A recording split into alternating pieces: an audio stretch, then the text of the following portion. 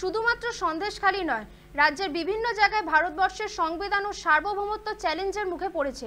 এই বিষয়ে রাজ্যপাল অতি সক্রিয়। শুক্রবার উত্তর 24 পরগনার সন্দেশখালীতে ইডির ওপর আক্রমণের ঘটনার পরে রবিবার রাজভবনে রাজ্যপালের সঙ্গে দেখা করেন সুকান্ত।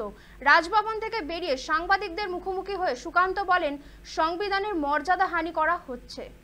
এখন শুধু সন্দেশখালী নয়, পশ্চিমবঙ্গের বিভিন্ন জায়গায় গণতন্ত্র, ভারতবর্ষের সংবিধান, ভারতবর্ষের ইন্টারনাল সিকিউরিটি এবং সর্বোপরি ভারতবর্ষের সার্বভৌমত্ব, সোভেরেনিটি যাকে আমরা বলি ইংরেজিতে, তা কিন্তু চ্যালেঞ্জের মুখে পড়ে যাচ্ছে।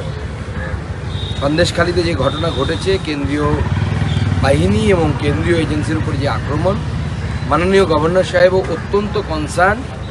উনি বলেছেন যে বাংলায় এইভাবে গণতন্ত্রকে বা কনস্টিটিউশনের মকারি, উনি যে ইংরেজিতে শব্দ ব্যবহার করেছেন সেই শব্দটাকেই সরাসরি আপনাদের সামনে তুলে ধরছি, যে কনস্টিটিউশনের মকারি হতে দেওয়া যাবে না, হতে দেওয়া হবে না।